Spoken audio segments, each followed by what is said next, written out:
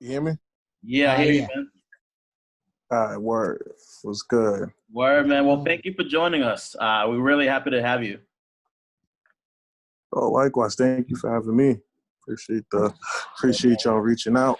Yeah, definitely. For sure, man. Anytime, man. Really excited to talk about what you have going on and just kind of like get to know a little bit more about you. So we're already recording. I'll start it up real quick. Welcome to the Grindhouse Podcast. This is episode 36. I'm your host, Edwin Cabrera. On the other screen is my homie, my co-host, Chris Martin, aka Critta. What's up, guys? And special guest today, we got Jiles. We got another member of Van Buren on the podcast. What's up, man? Yes, sir. Was good, guys. Yo, how you been, man? What have you been up to in these times, man? Oh man, music. A lot of music. Not much. I've been catching up on like TV shows as much as I can. I don't even watch TV like that. I don't play video games like that, so I just been like watching TV. I just bought a video game for the first time in like 10 years. What video game? It's that game, the Ghost of, I can't pronounce that word. The Ghost of I'm not gonna say the word. I can't even pronounce it. Honestly, bro, I'm not much of a gamer either. Or at least I wasn't before the pandemic. But I don't really go out much anymore unless I unless I have to. So like I've been definitely gaming way more than I have in like the past 15 years. I don't know. What console do you have? What do you play out of? PS4. Yo, Fallout 4. I'm telling you, you will have a great time playing that game. Really, I hear about that game, but I'm not familiar with it. I think the best thing about the game is the gameplay is amazing, but the storytelling, the way they set up the world and the story that they tell within the world is amazing. So if you're more of like a movie person as I am, like that, just the whole storytelling part will keep you engaged. But also the gameplay is honestly second to none. So I highly recommend if you're looking to waste some time playing some video games, check out Fallout. This is not an Fallout 4 either. So if I play Fallout 4, do I need to would it affect me by not playing the other three? No, I see. I didn't. You should be able to jump right in. Yeah, I didn't play the other three, and I was worried about that too. But they do a good job of kind of like, if you play the other games, you'll kind of, I guess, know more about just like other things. But they do a good job of making it like siloed, so you don't have to play the other games to understand the story. All right, but cool. I'm gonna look into that game. Word, yeah, definitely check it out. I'm telling you, it's good shit. Anyway, when it comes to you just released a new record. So what I want to know about the new record real quick is it a lead up to a larger album, or is this going to be like just a release that you're doing for right now and then later on some different? The title wise, I made sure I called it an EP. Yeah. Because I may use that title like later in life down the line as a LP. But for the overall aspect of it, I use this EP as just something to hold people over while I work on the next full-length project. I figured that, but damn, the EP fucking slaps. That's just I'm not sure how much the reception's been like, but I was talking about it last week on the podcast. I was like, yo, this is the headbangers. Just a lot of headbangers on this. So good job of just giving us something that hold us over. That's like, just I'm gonna be listening to. I've listened to probably that record like maybe 5 or 6 times since last week. Songs are like 4 solid ass songs on that record. The title, I think you do. I think one of my favorite things about you is you seem to have like a really good naming capabilities. Like the last album, Fuck Jiles. Like I fucking love that album title. I don't know why. And then this one, If It Ain't Broke, It Ain't Much But It's Mine, is just an amazing concept just for an album. I immediately thought like, oh, this is like this is gonna be like a blue collar type of like bop or something like that. What was the idea by naming it It Ain't Much But It's Mine? I just always loved that phrase. That specific phrase has always stuck with me like for years. But I always felt like everybody in life could go back to that phrase one way or another. Whether it's your first car, the car can't go on the highway, but it could take you from A to B. you know, or it's your first apartment. You're sharing an apartment with 4 of your friends, but at least you could say you don't live at home, you know. So I think that title, It's like anybody could relate. Right now, it's crazy. Everybody could relate to that in some sort of way with that title. So I just felt like I was going to use that title. And even in the video I dropped, I kind of went deeper because that meant more for me during COVID. So that's when I was like, okay, now I got to use this right now. Because I was going to hold on to that title for a while. But I was like, I think this was the perfect time to use that title. Yeah. Because I wasn't really working on a project. But then once the title hit, that's when I was like, oh, I am working on a project. And I'm going to name it this. So, you know, that's how it came to be with the name. When you first posted about the record, you said that like you've been home more than ever because of COVID. Did you record the record at home? No, I record at a studio. Oh, okay. I'm actually at the studio right now, on Dover Street. And like when I was home, it's just like watching TV, watching movies, hanging out with my brother, my cousins, whoever. And that's the only time I actually had with them, because everybody's either working or no one's home, because everybody's just adults getting it. Do you write like your music at home and then record, or do you? Yeah, I usually write at home, for the most part. Then I come from the process of like if I got like someone was asking me this, like I grew up with no studio time, so like there's like a big noise. I grew up with like where you got to fight for studio time. So if I got, you know, $100 and I got 2 hours of studio time, because that's the only amount of money I got, I would try to pack as much rhymes as possible and record as much as possible. So my process was always, you know, write first. So memorize your lines. So by the time you go to the studio, you won't have to take 5 takes, 10 takes, 15 takes, because then your session is up. Then, you know, your money's pretty much wasted. So I record kind of fast. Once I like finish writing, like my takes don't take too long. Word. Can you walk us through the process of creating It's Not Much But It's Mine? The process of what? Creating this album, this EP. Yeah, so like I said earlier, I didn't really know I was creating the project until like COVID, because I already had some of these songs pretty much done. Well, maybe a verse done, a hook done, maybe one full song. But at that time, once I finished, I realized, okay, these are some solid records, and they all mesh, because it has to mesh at the end of the day. Like I had 2 other songs on that project, and one was a posse cut with everybody in VB. Another record was a solo song with just me, but it didn't fit the sound of the project, you know, because I feel like those songs were more bouncy, you know, happy records, and I wanted this project to be more, you know, grimy, dark, my traditional sound.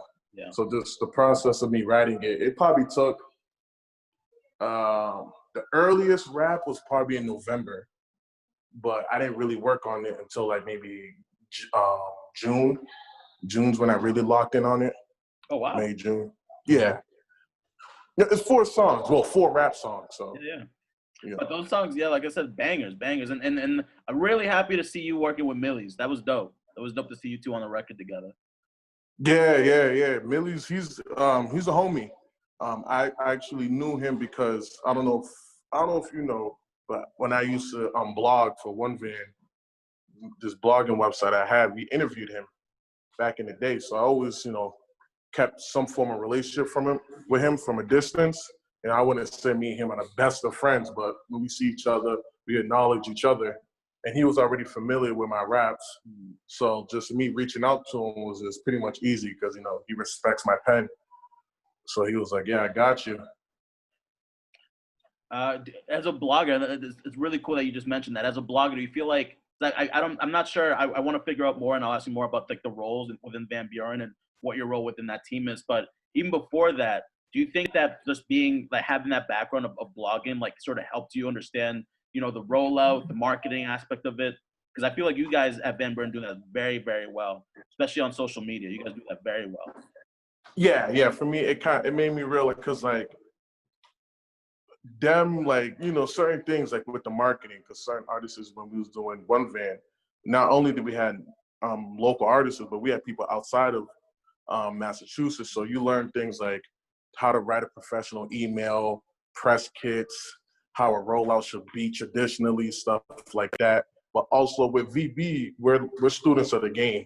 You know, it's not like we just discovered rap last week. Like, we all live and breathe music. Like, we all watch interviews of, you know, whoever inspires us. We all be at the house watching people perform because we want to make our performances better. So we always make sure that we sharpen our skills in any way, whether it's rapping or certain technical. So by the time the fans see what we put out, it's pretty well polished. Like, what came first?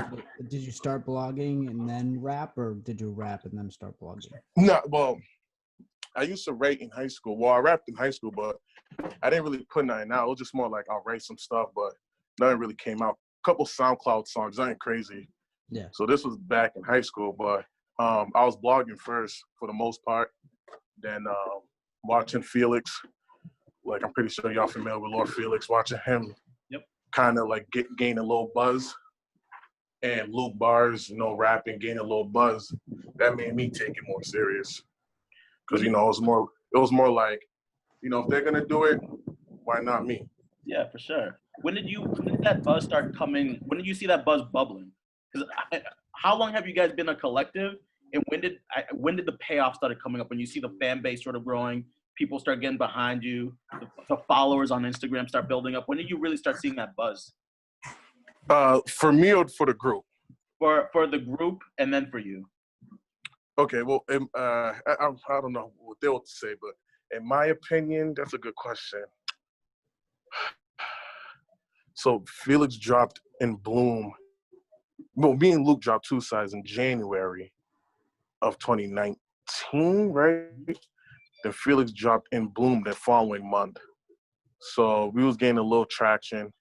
Meech dropped the EP like in April. Then from April to like July, I dropped the project, Fuck Jiles, obviously. Then in between all that and more, Felix was dropping singles and it was gaining a lot of traction. Then E.T., no, actually, yeah, all that. But I would say the first moment in my opinion, was the ICA show. We did an ICA show for the Smash Brothers. I can't remember the name of the show, the name of that show we did, but it was at the ICA Center, and it was us, Smash Brothers, Lily Rain, Sean Wire, and we weren't closing because Smash Bros closed, but we was like the last rapping performance, and that was a big turnout. And that's when I kind of realized, okay, you know, they fuck with us, people fuck with us. But for me, I would say like when I dropped Fuck Jiles, because it's one thing, because I didn't really have much music out individually before that project, and I put out one single before that project. And I think once that tape came out, that's when everybody was like, oh, he could really rap. You know, he's not just talking the talk. He could really, you know, show y'all that he does this. So that's when, like, I started getting my recognition. I feel like Van Buren, you guys are always like putting out someone's always putting out a new record. How do you guys go about like who releases when? How do you go about like planning it? Yeah, like even now, oh, look at that. I'm talking about Luke, and Luke's right here.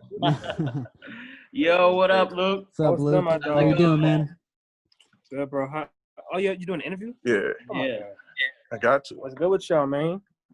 Chillin', man. Just figuring out what Jiles is working on. Yeah, trying to get the scoop. Luke just dropped the video today. Yo, he did. Yeah, the Missy I saw that. was crazy. That was dope. That was crazy. Appreciate you, man. Did Missy reach out yet? Yeah, she dropped a little comment.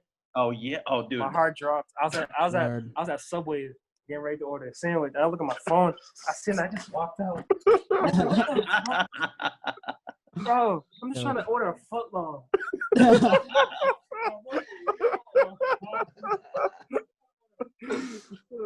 Oh man, he just left. I didn't even know that. I wasn't even with him with that happened. That's funny. That's great. Man said a football. But anyway, honestly, I forgot what question you asked. No, it's all good. Chris, I didn't know. So Van Buren, you guys are always dropping new music. Oh yeah, yep. How do you guys like plan like who drops when, and what's that planning like? So obviously, like, we have our meetings and stuff like that and try to rearrange stuff. But like, for the most part, everybody has free creative control. As long as someone gets a heads up, like if I'm working on a project and I say, guys, I'm gonna drop April, everybody makes sure, March and April's pretty much my time. Post rollout's pretty much my time. But we don't really stop each other from dropping something unless it's like not good content or just wouldn't make sense from a creative standpoint. But we do have our meetings and discuss what we want to do for like the rest of the year and stuff like that. What in terms of like how you guys move? Because I think, like I said, you guys are awesome at just the rollout, just always constantly putting work out. That way the fan base is always digesting something. I love the way you guys do that. What is there a role that you have within this team? Because I know you came up with the name Van Buren. I know that for sure. Because when we had Saint Leor here, he kind of gave us the backstory, which I thought was hilarious. I love that episode of Seinfeld. So I was like, every time I think of Van Buren, I think of that episode of Seinfeld, and I always wondered if those two things were related. But it was funny to hear that it was. Yeah. Man, I don't want to say if I got a role. I mean, everybody plays their role. I guess, I'm one of the older ones, but I guess, like, everybody's personality is different. When it comes to each other's personal music, we're all vocal, but, certain people in VB are not as vocal as others. Not saying that they're timid, scared. It's just more, some people's personalities are a lot more stronger. So there'd be times where, like, me and Ricky will probably take lead as far as a meeting, or if I know someone in the group kind of wants to say something, I'll say it on their behalf, stuff like that. But for the most part, everybody is their own leader, because at the end of the day, we're all individual artists first. I know VB, there's a group, and everybody knows VB more, but, at the end of the day, we're all individual artists, but, so that's pretty much my role, I guess. Have you guys talked about, what the game plan is going to be once you guys, and if you guys already have, I'm not sure, get any sort of major label recognition? Right, yeah. So, it's no shocking or surprise, there's people who do reach out to us and stuff like that. Yeah. But it's just more of, what makes sense for everybody at the end of the day.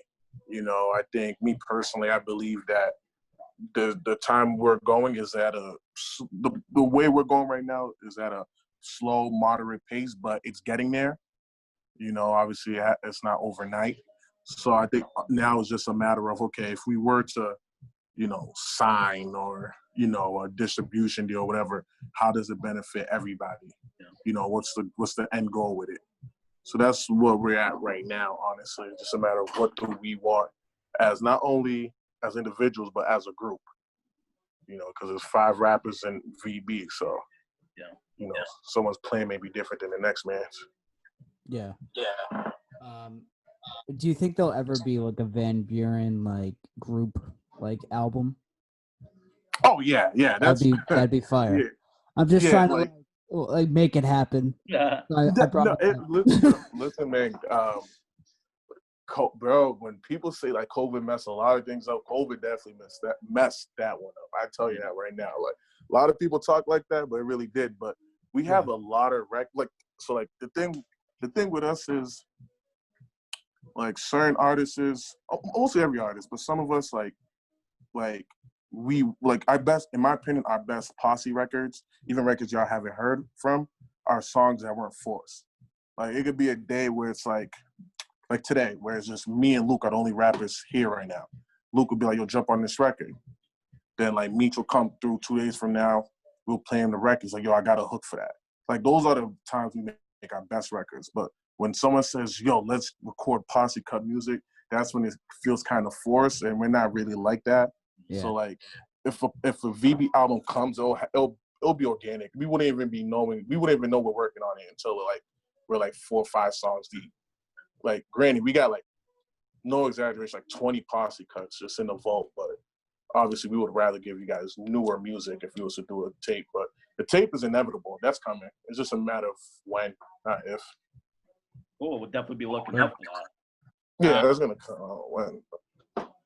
Y'all, I mean, you know, Van Buren is a pretty big group, and every one of you guys like does a really good job of sounding differently from each other, and having your own separate sound. Is that hard to do? Because I could imagine easily falling into the same sound if you're with the same group of people a lot. How do you guys just make sure that you're each different in your own sound? Yeah, I mean, I think that's one of the things why a lot of people gravitate towards us, because we're just so lucky we're not sounding like the next artist. Because like I said, we all wanted to be individual artists at first. You know, VB was just a group of friends. It was just me, Felix, Moses, who doesn't rap, but he does like the consulting, the marketing, and like the merch. Shelby, who does the same thing as well, and another friend of ours. So it was just us 4. We weren't even rappers. We were just like fashion kids and stuff like that. But then it evolved into a rap group. You know, with Ricky being Felix's brother, that's a connection. Luke going to college, Ricky, but they're best friends in high school. Me finding out about Luke because of a video at the Sound Lab when he was a senior in high school. So all that ET right there with them. So we all never thought about being a group. It was just more like, all right, we're all best friends. We all mess with each other. We all got 5 different sounds. So, because we acknowledge that we all don't sound the same. So I think that what makes it more unique. Yeah. People gravitate. Because every day I hear people say, this person is their favorite in VB. This person is their favorite. This person may be like their least favorite, but they like this person. So I think that's the cool aspect of it. So what do you think's next for Van Buren? Whether it be projects or, you know, pretty much anything. And also, like, where do you want to see Van Buren within the next couple of years? Right. So I think at this point, in my opinion, just more of a national type of thing. I mean, obviously COVID is hindering everybody, so there's really no excuses, but just more like, okay, we did what we wanted to do locally, you know, in the New England region. What can we do to branch out, you know, attack the New York, the Baltimore, Philly, LA, Miami, Texas, stuff, those spots, those hot spots, Atlanta. So I think that's going to be like the next step, figuring out. You know, we've already had prior discussions and stuff like that. There's a lot of things going on behind the scenes and stuff like that. Everybody's always working. Everybody's, at the end of the day, all the artists are always working on new music. You know, literally no one's not making music. Like, Luke is making music. St. Leo is making music. Felix is making music. So that music part, that's always going to happen. But I think the next step for everybody is just more like, all right, what can we do now to showcase our skills nationally, globally? Yeah, I'm sure you were bummed out about that, because I definitely thought like the next big step for y'all was doing a tour where you get to go to like a New York or California, you know, a Texas, and really kind of spread it out. That way people can. I think like you said, I think, you know, locally people I've caught up already. I think a lot of people know when I drop your name, when I drop Luke's name, Van Buren, people react. So I was excited to see where you guys want to take that, and of course COVID happened. You know, and I'm sure that but in terms of, in terms of the local, like the being recognized locally, I want to know in terms of the Brockton scene, what's it been like in terms of you know, people who may be influenced by y'all? Like, do you find that there's more people putting out music within Brockton? What's that looking like? Yeah, that's an interesting question, because I feel like I just feel like that kind of I don't want to be that guy to like big VB up, or like I don't want to come off as like bragging, but no, there was always a music scene out here. Yeah. But I guess what I would say is a lot of people, whether they'll admit it or not, realize, okay, if you're really gonna do this, you can't half-ass it, because they see how we move and they're like, and I think that put a battery in inspiring a lot of people's back too. You know, and also too, sign up. We're not the only ones. You know, Dita Flyers, obviously, he's from Brockton, so he's doing pretty big. Yeah. So, but like a lot of people maybe younger than us and stuff like that, they realize, okay, like big perfect examples, music videos.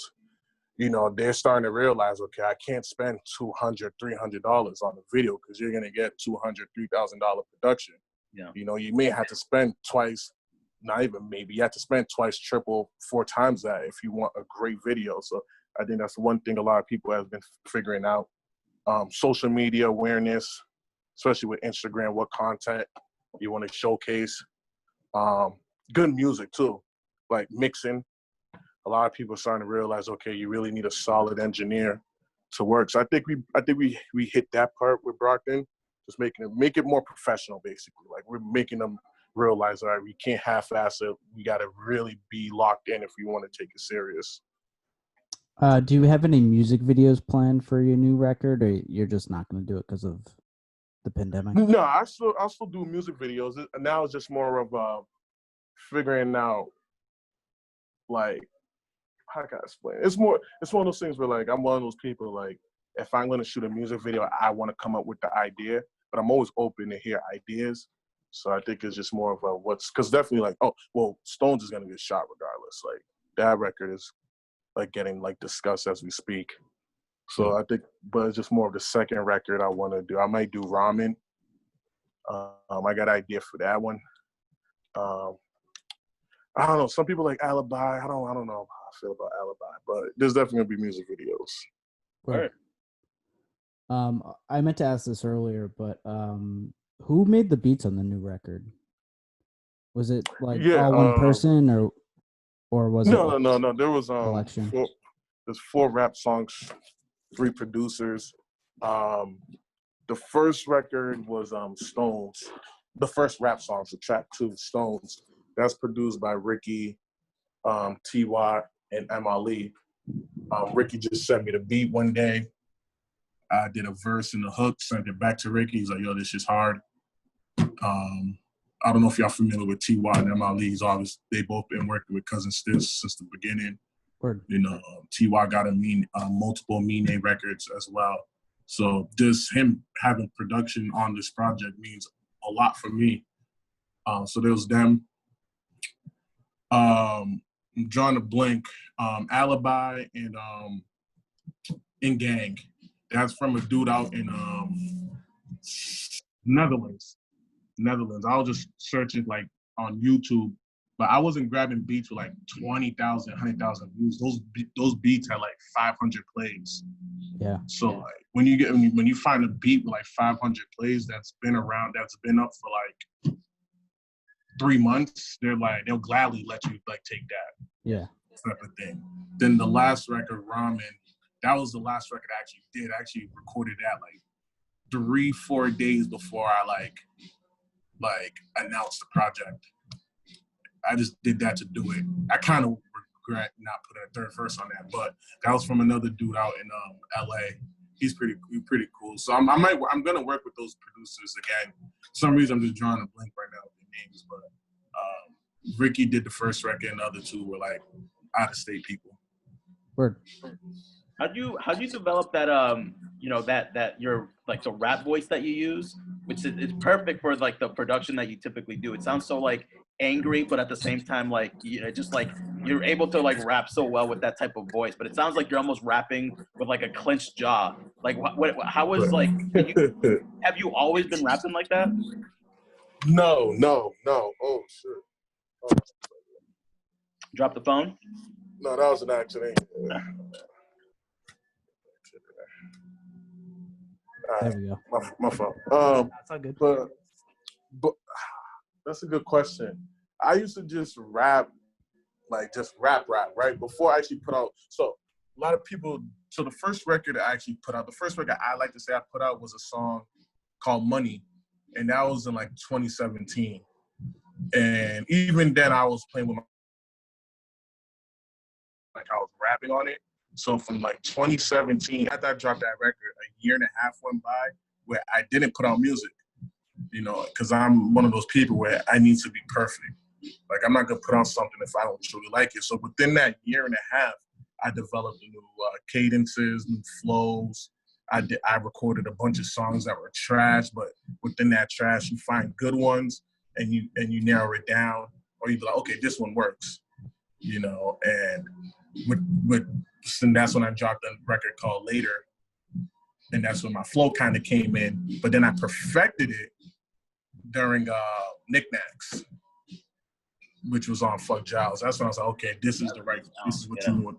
This is what you want to do. And even then, like, people say, you know, it sounds like Tyler, the Creator, it sounds like Schoolboy Q, sounds like this and that. I was never going for that lane. I just know, like, you know, you hear a beat and it's just like, I don't know, I can't explain it. You just, over the times I've rapped so much, it's training. It's like training, honestly. The more you record, the more better you get, because you find out what's good and what's bad and what works. Yeah, man. What was the driving factor for you to start making music? Like I said earlier, just seeing Felix get early success, you know, because I always looked at myself as behind the scenes person. Like I was blogging. Like I said, I always wanted to blog, but like I had, like, growing up, I loved music, still love music, but I was always interested in people behind the scenes, like Biggs Burke and Dame Dash. Right? Jay-Z's the rapper, but who's the other people next to him on these photos? You know, I always looked at those people. Johnny Shites from Cinematic. You know, he created that label, and they had Big Crit, they had Nipsey, they had Pro Era. Like, I always looked at those people. I always thought I was going to be managing and stuff like that. So once the VB music started coming, like rapping, but I always liked to write, like I said, growing up. So I just saw Felix with the early success, Luke getting better every day, St. Leor rapping, and it was just a no-brainer. It's like, you might as well rap too. You're good at it. You take it just as serious as them, so why not do it? You feel like you know, because you're interested in both ends, almost like the executive and the artist, that maybe one day you'll do a little bit more in terms of, like, representing, like, managing other artists, or, like, record label wise, doing that? Oh yeah, 100%. That's gonna happen. It's just more of it's a matter, like, ideally, I want to find an artist. I want to like hone in on their skills, groom them. Like, when I got to be established first, so I could really, like, help that person. But I was gonna say, you're looking for him now, because I'm sure people are gonna be hitting you up if they hear this. Yeah. Nah, not right now. Listen, I tell people, I'll find you. Like, I tell people, if you're looking for a manager or this or that, don't go looking for a manager. They'll find you. Yeah. If you go around asking for management, it's kind of, I look at it as weird. Like, you just gotta find you. They'll find you. So I'll find that person. I don't want them just running up to me. But ideally, that's my goal, man, just managing late after my career. People don't be believing me, but I really don't want to rap forever. Honestly, I want to manage. I think I have more. I think I would have more. I'm having fun now, but I think I'll have more fun. It's almost like being like an athlete. Like, you don't want to do it forever. Right. Yeah, exactly. You know, rapping is cool. I like it a lot. But, you know, that was never my vision, my dream to be a rapper. It was always to be a manager. You know, and even now, like, when we had the VB meetings, I'm always vocal when we talk. I always try to make sure I know everybody's needs, wants, opinions, and stuff like that. You know, I definitely want to sit in on meetings in the future when we have meetings with these labels and stuff like that. You know, I just want to be really hands-on on all those things, because, like I said, when I was doing One Van, you know, you're really doing a lot of stuff through the computer with the emails, the face-to-face, where you're not really talking to the artist, you're talking to their manager, because they're the ones setting everything up. So I think I've low-key been doing that my whole life, low-key. You know, for sure. Let me ask you something. I've noticed a common thread with any Van Buren release, and I wonder if there's a lot of, like, behind the scenes talk going on, because you said something, and I think like, in terms of the music you guys release, when you guys do release music, it always seems like it hits. It always seems like it's a good song to release. Or when you release an album, it doesn't feel like there's ever a filler that you guys, like, kind of like, you have a few songs that is hot, and then like some songs that's just gonna fill the album. Is there a sort of curation process where you guys discuss like, you know, like these are the songs that should make it on, maybe you should kind of take this song out? Because it seems like with all of you guys all know what songs to keep and what songs to take out. Right.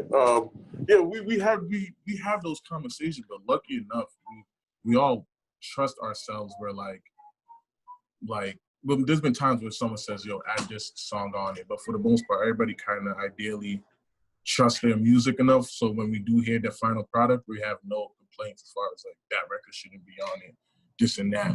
So I think that's just one of the blessings we have. We just have an ear for music. You know, we just know what's hot. Like I've had songs where I was like, nah, this can't make the tape. It's not up to par with certain songs, and I'm pretty sure they all have too. But you know, there's been times where artists have, you know, thought about leaving the record off it, and we convinced them to put that on the project. So you just got a good ear. We're lucky. We just got a good ear. For sure, you guys definitely do. Definitely. All of you guys seem to have a good ear, which is like, to find that many people that all have a good ear, it's almost like, I don't know. Yeah, that's rare. That's rare to find. Very serendipitous. Yeah, it's definitely rare. So, back in terms of talking about the Brockton scene, has there been any artists that you're working with, or that you look forward to working with in the future that maybe you haven't worked with yet? From the Brockton scene, there's a lot. Huh? There's a lot, I feel like, in the Boston and in the Brockton scene. So, I'm curious. You're talking about Brockton specifically, right? Brockton, and yeah, I think Brockton. If you want to expand that to like Boston, even Lynn. Right. I just feel like the Brockton scene right now is like that. You guys got some heavy hitters coming. Yeah. There's a lot of dope artists I would work with, but I'm more of a, it has to make sense. Yeah. You know, I don't want to do a record with somebody because people are asking for the record. Like the record got to be a good record. If I was to reach out and want to work with someone, but there's some good. But there's a lot of great artists. You know, Patrick Michael. He's from Brockton. He's been killing it. Stefan, he's always been killing it. Garrett, I was just talking to Garrett the other day. He's pretty dope. He's really dope. I'm pretty sure if someone sees this, they're gonna get upset that they got left out. But there's just a lot. There's a lot of good artists out there. For sure. So in terms of we'll close it out now. But in terms of like your future release, what you're working on after this, what can we expect in terms of anything revolving It's Not Much But It's Mine, you know, whether any sort of, I know shows you can't really do, but planning on doing any virtual shows or any sort of like live, like I know Luke Bars did like a live thing for his thing. Are you doing anything like that for yours? At this stage, probably not. I'm not sure. I mean, VB as a group, we turned down a lot of the virtual stuff. People have asked me about, you know, introducing me to like potentially doing one. I've turned it down only because, you know, I don't knock anybody who does it, but I feel like it's not the same. Like I'd rather like just wait. I mean, it's unfortunate, but I just feel like just knowing me as a person, I know after say if I was to do a show, I just feel like I wouldn't be satisfied with my performance because it was a virtual. I need that energy. I need a crowd of, you know, whatever people there. But yeah, I'm working on a new project though, so that's pretty dope. I plan on, hopefully this COVID passes, I plan on, you know, performing those records. But the new project is not anytime soon.